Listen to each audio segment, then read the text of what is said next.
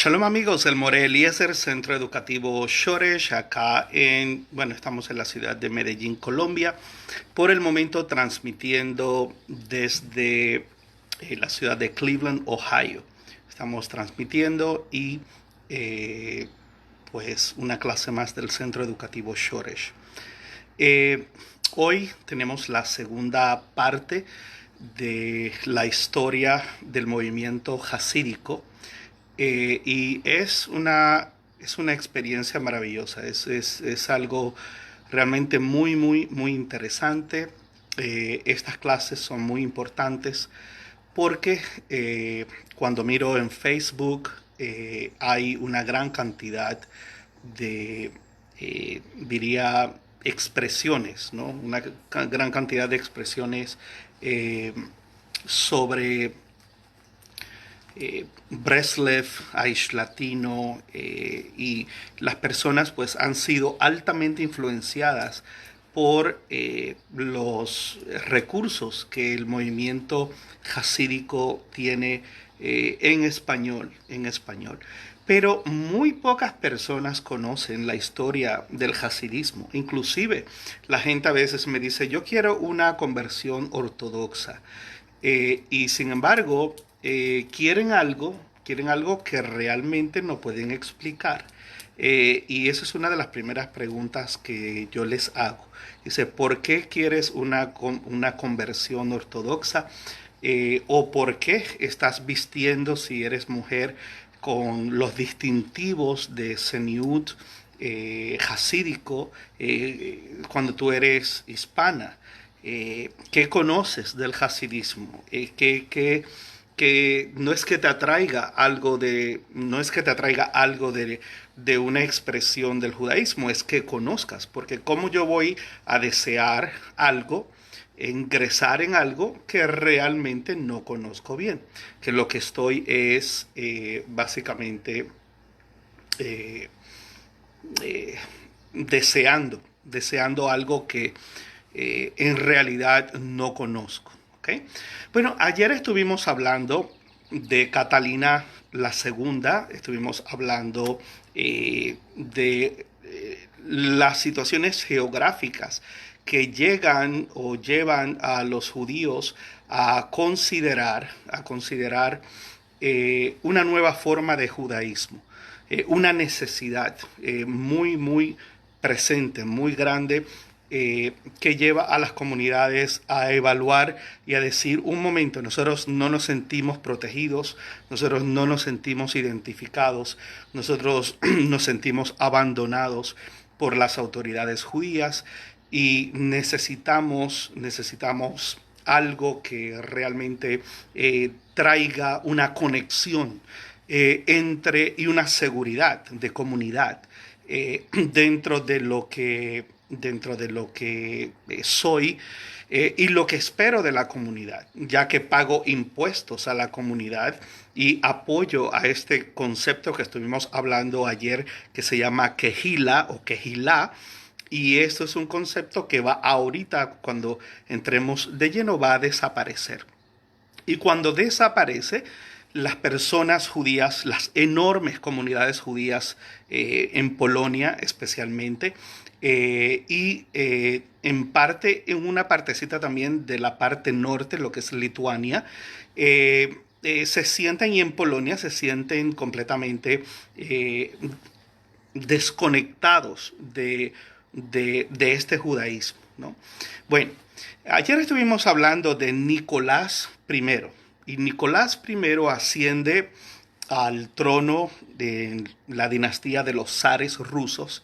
Ayer estuvimos hablando, para los que no vieron la primera parte, que ya está en nuestro canal de YouTube, eh, eh, el imperio ruso comenzó a expandirse. Los rusos no querían judíos por ningunos lados porque los 1400 una persona importante de la dinastía de los zares se convierte al judaísmo bajo la influencia de su médico, que era doctor, bueno, lógicamente era doctor judío, lo que quiero decir, y resulta que los rusos deciden que lo que quieren es unificar a Rusia y todos aquellos grupos étnicos, todas esas etnias tenían que ser sometidas a una Rusia con una sola religión, con un solo distintivo. Y cuando se expande con los zares el territorio ruso, resulta que le toca a los rusos precisamente la parte de Polonia donde más judíos habían. Habían cientos de miles de judíos entre todos los territorios, refiero a lo que es Ucrania, Lituania, Polonia. Pero cuando hubo el Commonwealth o hubo la distribución de estos acuerdos políticos, fue a los rusos que le tocó la mayor parte de estos grupos judíos que no querían. Y ayer estuvimos hablando de Catalina la Grande o Catalina, estuvimos hablando de Catalina segundo o segunda, que fue más sabia que Nicolás I y dijo, no, no expulsemos a los judíos tienen, más conocimiento en el negocio, los judíos tienen un solo idioma, Yiddish, y pueden comunicarse. Lo único es que no les vamos a permitir a los judíos pasar de Polonia al territorio ruso, sino que se queden ahí, que hagan negocios y lógicamente pues ayer estuvimos hablando que a la Quejilá o Quejila, que desaparece bajo Nicolás I, y ahora ahí es que vamos a comenzar. Estamos hablando de 1825, 1855, que fue la vida de el zar Nicolás I o primero. El zar Nicolás I quiso tomar todas las comunidades en Polonia y someterlas. Había una problemática muy grande y es que los polacos eran católicos, mientras que los rusos y los ucranianos y los lituanios, eran de la iglesia griega ortodoxa, otra iglesia cristiana, pero muy distinta. Siempre ha habido una lucha terrible entre católicos polacos y la iglesia de Greek Orthodox, la iglesia griega ortodoxa. Y esto trajo por consecuencia los pogromos también, porque en Polonia los rusos, Polonia estaba y continúa en su historia en una localización con una historia muy terrible en el sentido de que hubo varios Commonwealth o hubo varios acuerdos donde el territorio polaco se dividió y con una enorme cantidad de judíos. Y ese es el contexto donde las autoridades rusas tenían a los judíos para cobrarle los impuestos a los polacos y a las clases más bajas, y lógicamente eso causó un enorme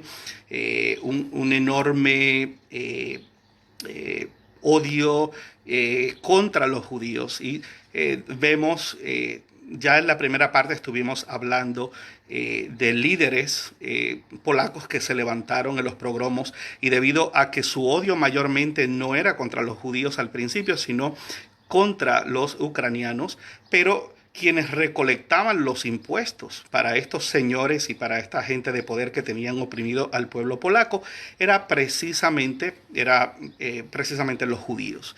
Y así que ya de eso estuvimos hablando.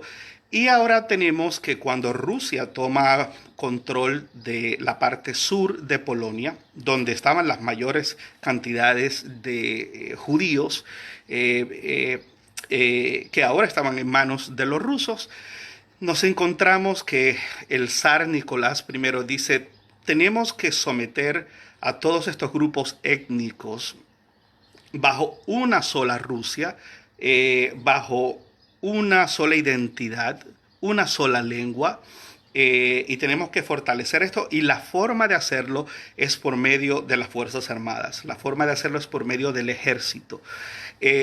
En el Imperio Ruso lo que se hacía era que las personas miraban la carrera militar como una fuente de ingreso estable de parte del Estado, Y el ejército era este medio por el cual las personas que pertenecían a otra identidad étnica y religiosas podían realmente asimilarse, ser asimilados y podían al final producir una familia netamente rusa.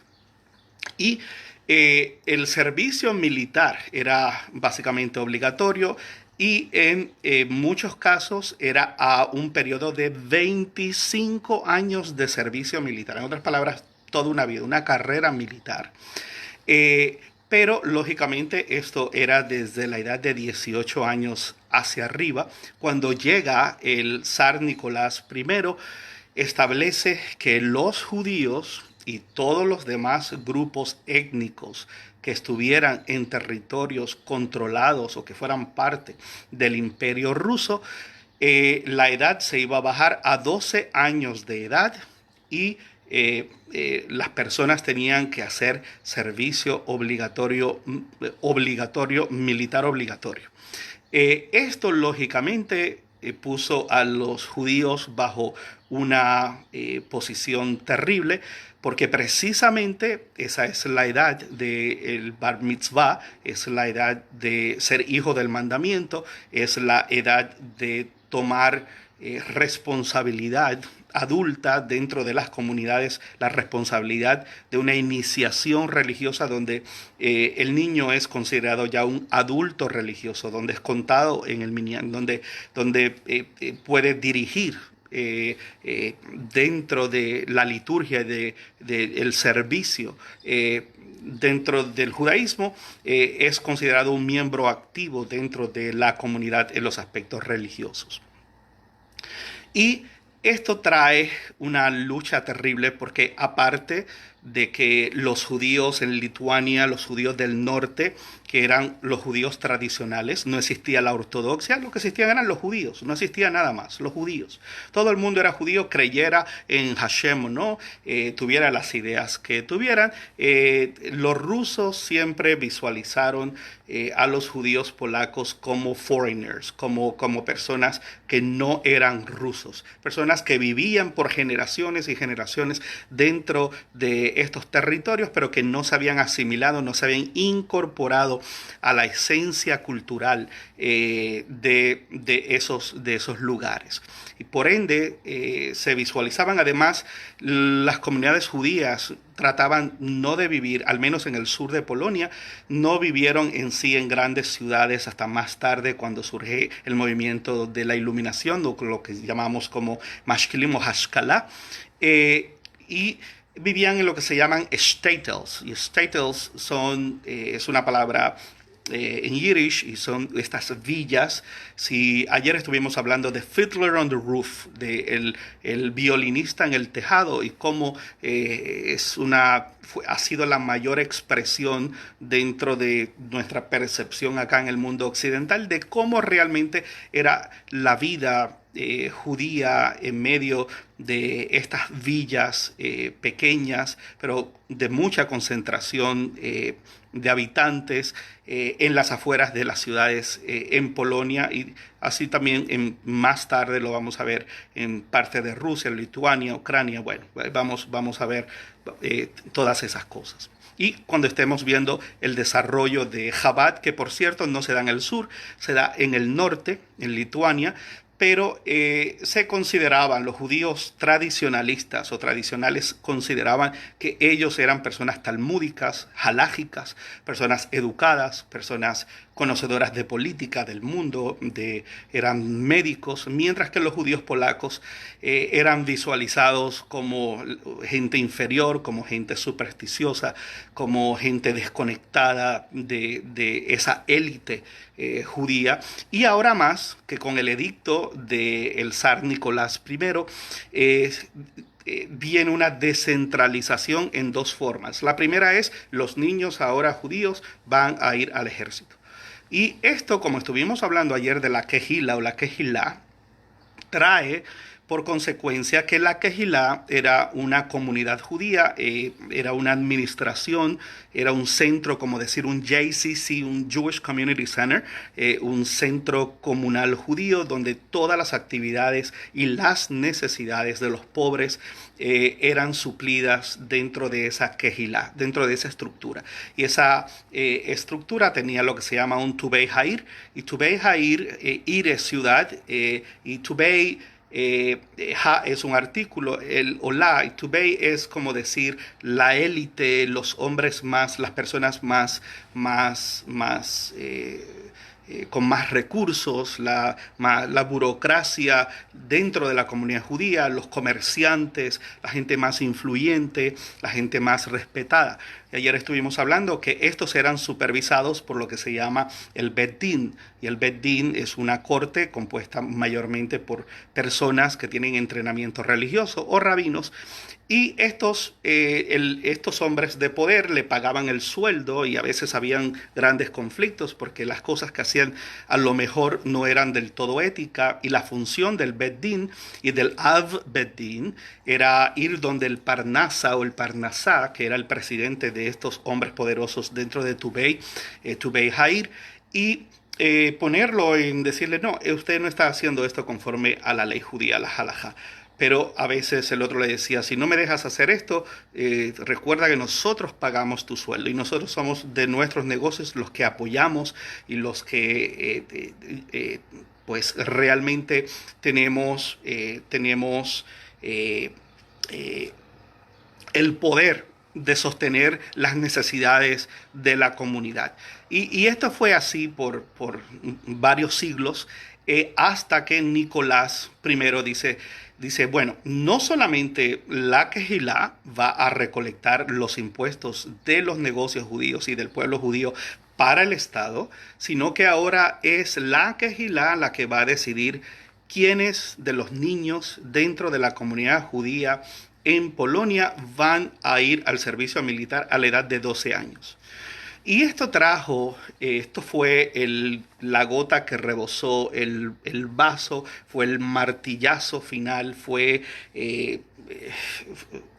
lo peor, porque lógicamente los hijos de la forma en que los judíos antes se libraban del servicio militar, precisamente para evitar la asimilación, era pagar un doble impuesto. Pero ahora, con este decreto de Nicolás I, no había esa opción. Le tocaba a Tubei Ha'ir, a esta junta, junto con el Parnasá, con el presidente, de ahí viene la Parnasá, el sustento, le tocaba a este grupo, a esta élite, escoger los niños y las familias que iban a hacer servicio militar. Y imagínense lo que esto trajo, porque los más poderosos, pues lógicamente se cubrían entre ellos y sus hijos eran enviados a otras partes a estudiar, y cosas que no fueran asimilados ni tuvieran que tener toda esta larga vida de servicio militar. Y fueron miles los niños polacos judíos que tuvieron que ingresar al ejército, lo cual eso después causa otras cosas que vamos a llegar más adelante, que es lo que conocemos como Haskalah, y es el acomodo de la ley judía y del pensamiento judío a la realidad del mundo cambiante, premoderno, que estaba por explotar. Y ya de ahí vamos a estar hablando de Moshe Mendelssohn, y ya pues vamos a estar hablando de Alemania y vamos a hablar del movimiento reformista, pero todas esas cosas faltan mucho todavía. Ahora estamos todavía viendo las causas, cómo surgen los hasídicos, movimiento hasídico que hoy pues tengo que dar estas clases porque me preocupa. La gente, veo tantas mujeres hispanas vistiendo como mujeres de Breslev, y la gente pues leyendo y siguiendo al rabino aquel y al rabino acá y todo, y como si eso representara realmente el judaísmo, y no conocen la historia y las diferencias que hay entre el movimiento ortodoxo, que antes era todo tradicional, el movimiento ortodoxo, y el hasidismo. No es lo mismo, hay diferencias muy marcadas, y vamos a estar hablando ahora de los mitnagdim, que son los opositores. Pero vamos ya estamos llegando ahí. Bueno, hago un alto porque surge un poco antes, surge un hombre llamado, llamado Israel Ben Eliezer, o lo que se conoce como Baal Shem Tov, y esto apúntelo y apréndaselo porque esto es fundamental. Este es el padre del movimiento hasídico. Esta es la persona, algunos han traducido Baal Shem Tov, el guardador del buen nombre, del buen nombre. Y era porque habían otros Balei Shem, que es guardadores del nombre. Y estos eran una especie no necesariamente rabinos, sino de eh, eh, artesanos, artesanos espiritualistas y místicos que hacían amuletos, escribían oraciones, rezos, con el fin de suplir necesidades que siempre han estado, siempre, por miles de años dentro de las comunidades judías. Por ejemplo, la creencia de cientos y cientos y cientos de años, muchísimos siglos hacia atrás. Estoy hablando del mal de ojo, de la lengua maligna, de trabajos que hacen en contra de la persona o augurios, de que el matrimonio va mal, de que no podemos tener hijos. Y las comunidades judías siempre han tenido estos amuletos y han tenido todas estas creencias místicas desde Babilonia. Por medio de eso, tener una expresión profunda de confianza, de bitajón y utilizar inclusive para las plagas, para las enfermedades, poner estos amuletos en las ventanas, en las puertas, para espantar todas estas expresiones y estas creencias. Y es por eso precisamente que los judíos del norte, que eran más halágicos, tenían mucho problema y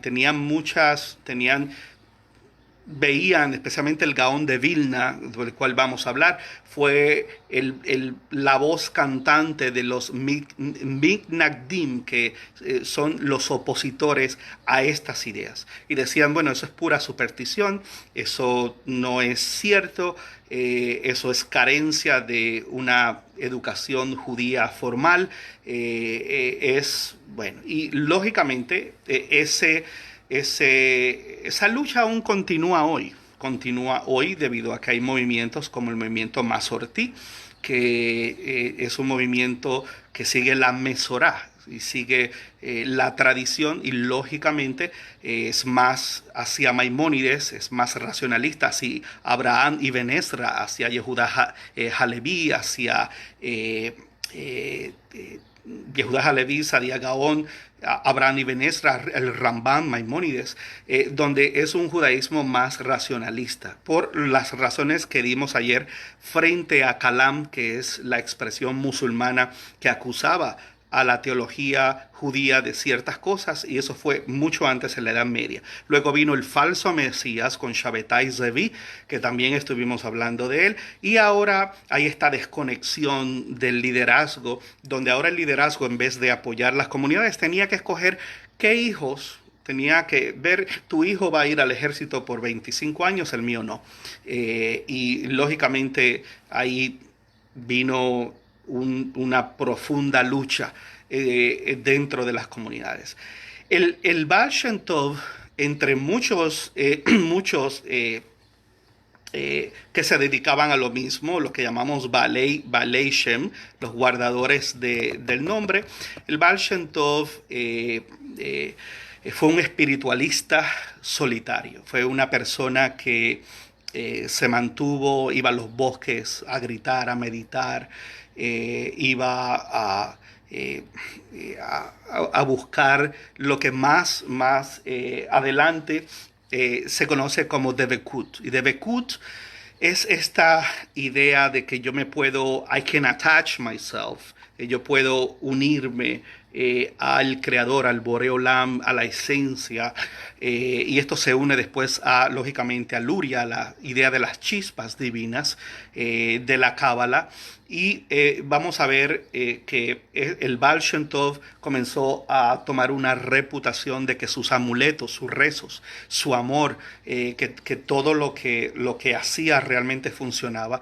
Y las comunidades judías que estaban ya sin Kehilá, porque ahora la Kehilá solamente recogía impuestos para Nicolás I, la Kehilá dejó de existir como ese medio donde la persona pobre podía ir a buscar ayuda, sino que ahora se convierte en un mecanismo del Estado ruso para los impuestos y para la opresión y para el servicio militar.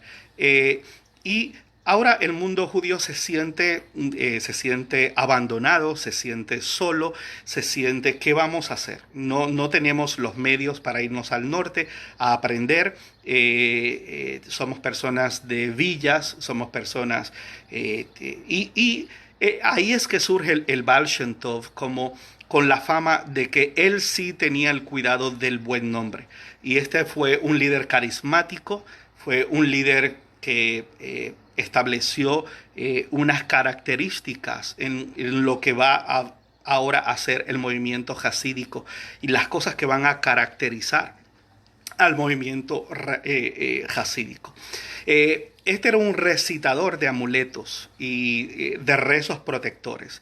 Y la gente, en medio de esa necesidad de conectarse sin conocimiento de talmúdico o halágico, pudieron conectarse a esa parte mística y a esa parte de espiritualidad, ¿verdad? Y hago así porque la espiritualidad no es algo que se puede definir así tan fácil, pero la gente tenía vacíos, tenían miedos, tenían temores, tenían carencias profundas, y cuando llega el Baal Shem Tov con este mensaje de que el judío tiene que velar por el otro judío, de que el judío tiene que cuidar y sostener al otro judío, de que hay que escuchar, de que hay que tener fellowship. Y es el Baal Shem Tov quien desarrolla un concepto, aunque voy a usar una palabra griega que se llama koinonía, que es porque en español no pude encontrar en sí un término para fellowship. Fellowship es para tener esa hermandad muy íntima, congregacional, comunal, donde las personas pueden juntos no solamente adorar, sino pueden tener una expresión libre y pueden edificarse unos a otros y pueden cuidar uno por el otro. Y eso el judaísmo lo había perdido en la esencia, en las grandes academias, en las yeshivot, donde los estudios talmúdicos ya habían llegado a un aspecto intelectual demasiado elevados, porque el Talmud se convirtió en finales del siglo XVI, principio siglo XVII, en estas comunidades, en algo que ya era pregunta sobre pregunta sobre pregunta, era demasiado analítico, y fue un judaísmo muy elevado en esa parte, pero a la misma vez carente de sentir algo, carente de conectarse con la esencia de lo que algunos llaman espiritualidad.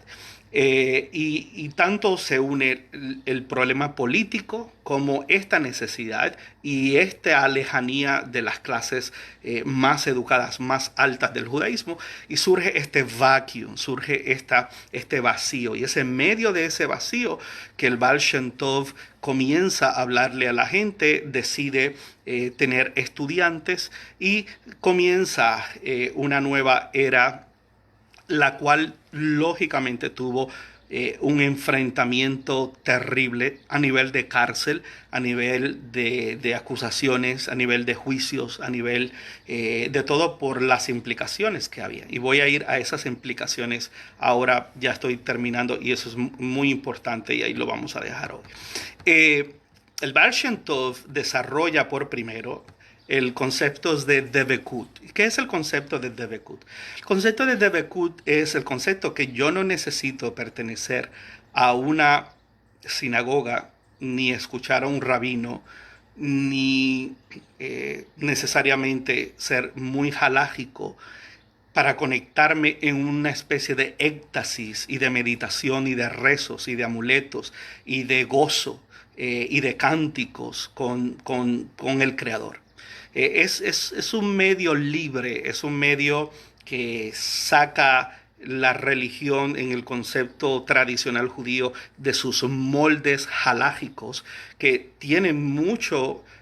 Precisamente el judaísmo ha sido la única religión que ha sobrevivido de esa forma y de la cual salió el cristianismo y el islam, precisamente por sus modelos bien organizados de pensamiento y de no hacer nada que sea por hacerlo, sino que si nos preguntan algo tenemos la capacidad de ir a los textos de la Torá y de la ley judía y ver los precedentes y explicarlo y decir esto es así por esto. No mezclamos carne con leche por esto y por esto. Guardamos el Shabbat por esto y por esto. Hacemos esto por esto y por esto. Encendemos velas por esto y por esto. O no las dejamos o no lo hacemos, o no encendemos fuego en Shabbat, o no hacemos todo lo que llamamos Ilhot Shabbat, por ejemplo. Y todo está por códigos, todo está por tratados, todo está por sedarín, por órdenes, y dentro de todo esto ha sido la esencia de un pensamiento y una transformación por siglos.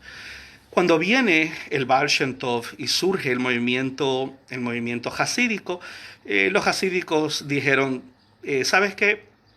El judaísmo tradicional y halágico tiene momentos para hacer los rezos, momentos establecidos. Si se te pasa ese momento, tienes que esperar a los rezos del mediodía. No puedes hacer los rezos, esos mismos rezos ahí porque se te pasó el tiempo. Y todo eso está fríamente calculado.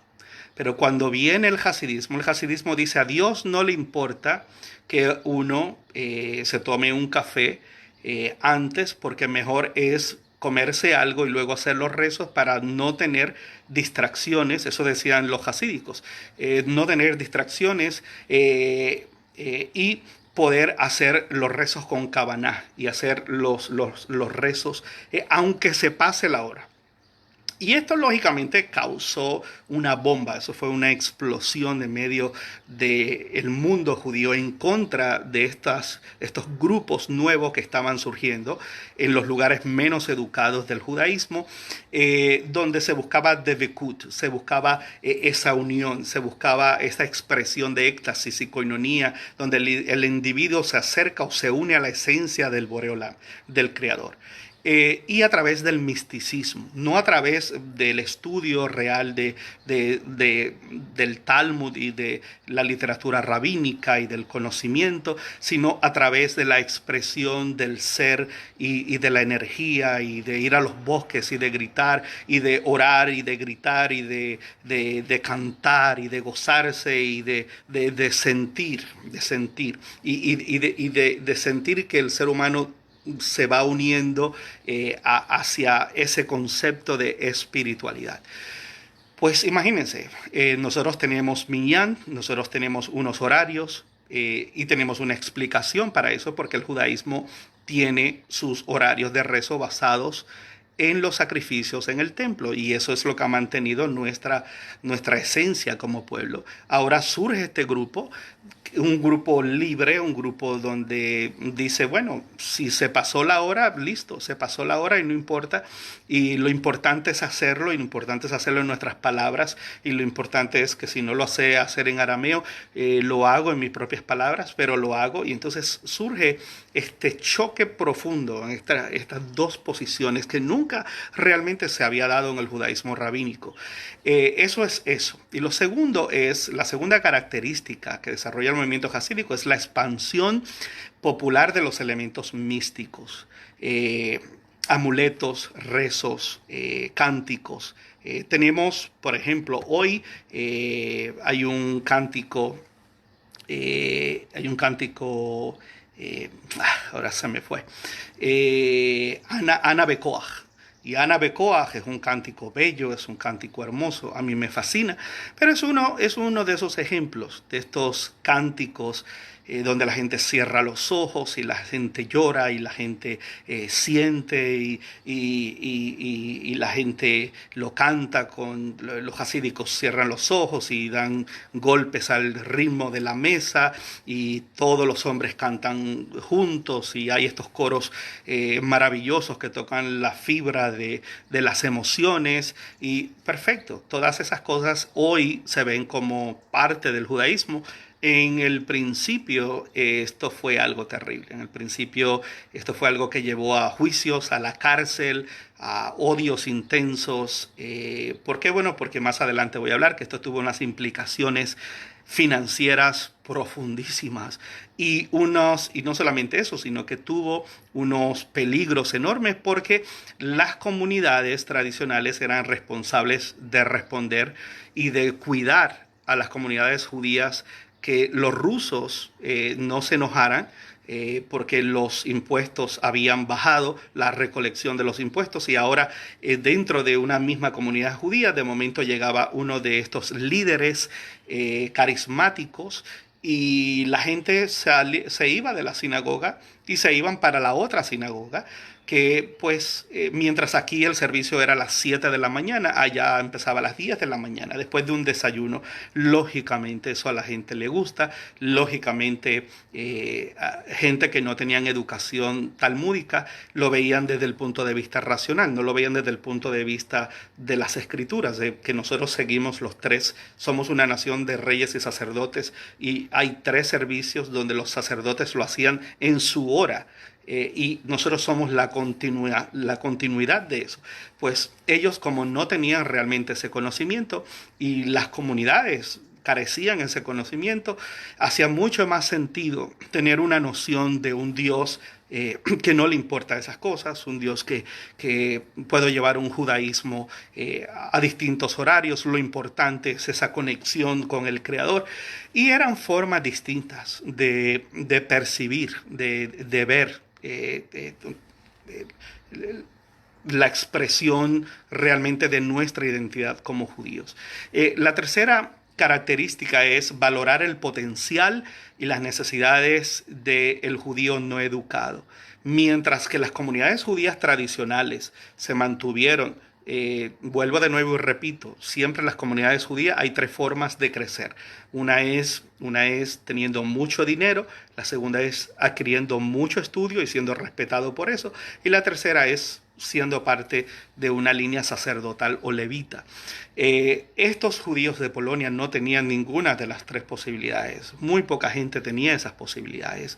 Y lógicamente el movimiento hasídico cuando llega abre una puerta a seguir las enseñanzas de estos líderes carismáticos.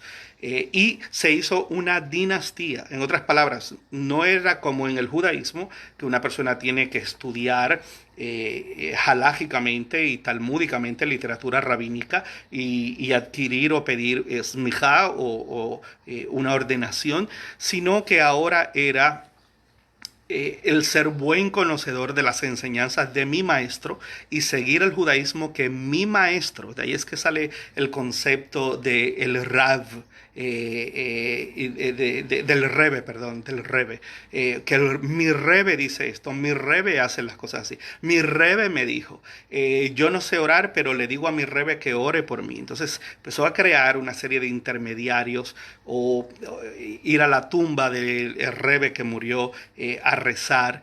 Y lógicamente el judaísmo tradicional dio un grito terrible y una oposición terrible a todas estas ideas, porque habíamos acabado, como ya estudiamos, de pasar por un falso Mesías, Shabbatai Zevi, que por poco destruye el judaísmo y que tuvo unas consecuencias terribles, ¿no?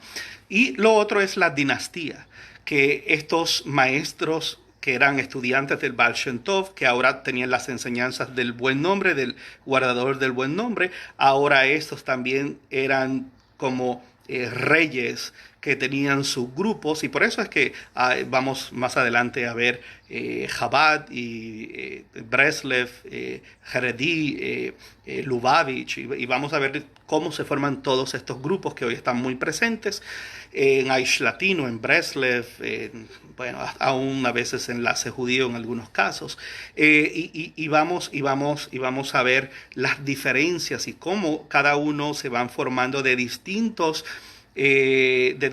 alumnos del Baal Shem Tov. Algo así como lo que pasó con Mahoma y con lo que pasa entre los kurdos, los sunis y los chiíes. Y es precisamente porque todos dicen, no, yo soy de la línea de fulano de tal, yo tengo las enseñanzas reales de tal cosa.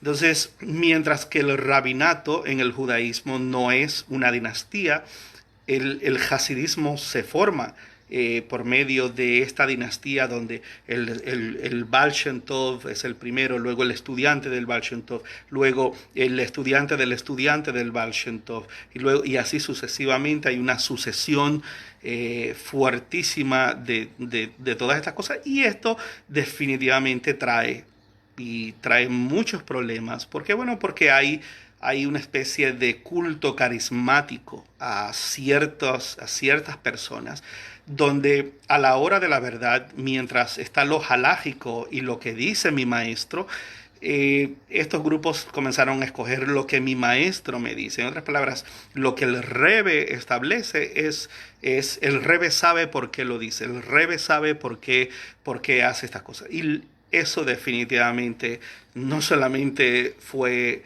terriblemente problemático al principio, siendo el Gaón de Vilna la mayor voz en contra de todas estas ideas, sino que aún hoy, a pesar de que el hasidismo ha mejorado mucho y ha encontrado su lugar, pero no deja de ser problemático. Lo otro era la parte halágica. Ya hablé de los rezos. Y estaba también lo que Shvita, cómo se mata el animal. Y hubo muchos aspectos halágicos donde el movimiento hasídico al principio básicamente se dejó llevar por lo que sus maestros decían y no por lo que el judaísmo tradicional realmente, el rabinato y el mundo estudioso había establecido. Esto pues, muchos de ellos fueron lanzados a la cárcel, se acusaron de un lado y del otro. Fue un momento muy difícil, y esto es lo que básicamente hablamos de los Mitnagdim, que son los opositores, y del Gaón de Vilna en contra de las ideas que producen los movimientos del Baal Shem Tov en el sur de Polonia y también en el norte, en Lituania, y en otros lugares. Y ya eso es solamente dando las bases de cómo se forma el movimiento hasídico, y ya lógicamente vamos a estar hablando de la evolución más adelante. Luego, ya de aquí hacemos un alto y vamos a hablar de Haskalah. Un tema que hace mucha falta en América Latina. En América Latina la gente quiere, porque ve en Facebook o lo que sea, dice yo quiero una conversión halágica, yo quiero una conversión ortodoxa, pero saben muy poco sobre eso. Y aparte de eso, dentro de los movimientos de Haskalah o de iluminación, vamos a hablar entonces de lo otro movimiento que reforma el judaísmo, que es el movimiento reformista en Alemania, y luego vamos a hablar del movimiento conservador, siendo hoy por hoy la ortodoxia de un 100%, solamente un 10%, y dentro de ese 10% es más pequeño porque el hasidismo aún está dentro de ese 10%, y las próximas clases que vamos a dar después que terminemos el tema del hasidismo y de sus grupos, vamos a estar hablando de Haskalah, y vamos a estar hablando de cómo el movimiento reformista y conservador, dentro del marco y del porciento religioso de judíos religiosos, es un 90% a un 10%. Y las implicaciones que esto ha traído de un lado y del otro, de lo que tenemos hoy como lo que es el judaísmo en el mundo. Y cuando terminemos con esto, y con esto ahora sí termino, vamos a hablar de un tema que creo que es muy, muy importante y que se sabe muy poco, y es Mahoma. Yo quiero dar una serie de Mahoma y los judíos. Quiero hablar una serie de cómo nace el Islam y cuál era la relación y fue históricamente la relación del Islam con el judaísmo. Creo que hace mucha falta, creo que veo tantas cosas en el Facebook, tanta ignorancia sobre el tema. Una cosa es el islamismo radical de los últimos 150 años, con algunos periodos, sí, de invasión y de califato, muy cierto, pero también, por otro lado, hay que ser justo, y es que nos ha ido a nosotros los judíos muchísimo mejor con los islámicos, y le debemos a muchos periodos y sultanes del Islam avivamientos grandes judíos, lo cual no debemos ni uno solo a el mundo cristiano. Nunca pudimos progresar ni estar seguros en territorios cristianos, nunca. Y sin embargo, sí tuvimos grandes y grandes avivamientos donde hubo judíos que inclusive fueron generales dentro de las filas de los ejércitos y de sultanes. Y vamos a estar hablando precisamente sobre eso, porque eso es muy importante y creo que hay mucha ignorancia histórica y lo que fue el pacto de Umar y la protección de los musulmanes hacia los judíos. Y hoy la gente ve las cosas dentro de lo que ven en las noticias y de lo que ven desde la administración Bush para acá y la radicalización desde la invasión de los rusos a Afganistán, donde la CIA acá en Estados Unidos ayudó a la familia de Osama Bin Laden para expulsar por 8 años de guerra a los rusos de Afganistán, pero las consecuencias terribles que eso nos ha dejado, en los cuales estamos en una guerra larguísima en territorios musulmanes. Y también hay que aclarar que una cosa es ser árabe y otra cosa es ser musulmán. Y cuando termine con esta serie de los hasidismos, del hasidismo y de Hashkalah, quiero entrar en ese tema para que la gente vea la relación histórica de los judíos en medio de los grandes califatos y pues del Islam a través de su historia. Creo que eso hace mucha falta. Un abrazo para todos, Centro Educativo Shoresh. Tenemos un nuevo curso que comienza, es un curso privado por matrícula, comienza el martes, Torah y Parnasá. Ya estamos en medio del primer grupo, usted todavía puede matricularse, es un grupo. Es un curso maravilloso para fortalecer las finanzas en tiempo de crisis y las finanzas de las comunidades judías en América Latina. Y hoy, por cierto, tenemos clase a los que me están mirando que son estudiantes, hora de Cleveland, Ohio o de Nueva York, 8 de la noche, Colombia 7 de la noche, creo que Centroamérica 6 de la tarde, lo que es los que están en Guatemala y en Costa Rica y en México. Así que shalom para todos, un abrazo. Tenemos un curso, de gematría y lectura de hebreo junta, que en grupos pequeñitos en vivo, también que comienza la próxima semana y estamos tomando matrículas para esos grupos. Gracias, pueden ir al canal del Centro Educativo Shoresh, suscribirse, eso nos ayuda. Y esta clase va a estar ahí puesta en la tarde, Baruch Hashem, al igual que está la primera parte y además hay clases de teología y clases de Torah y Parnasá completamente gratuitas y tenemos también preguntas Shoresh, que es preguntas sobre judaísmo en el WhatsApp. Así que le invitamos a formar parte de nuestra comunidad educativa. Mi nombre es Elmore Eliezer, graduado de la Escuela Rabínica Hebrew College. Estamos a su orden. Muchas gracias por su tiempo. Gracias por prestarnos de su valioso tiempo y poder compartir estas clases de historia y teología, filosofía judía con cada uno de ustedes. Un abrazo y se me cuida mucho. Y para aquellos que no veo, Shabbat Shalom mañana, una mesa llena, que tengan un tiempo realmente excelente en Shabbat.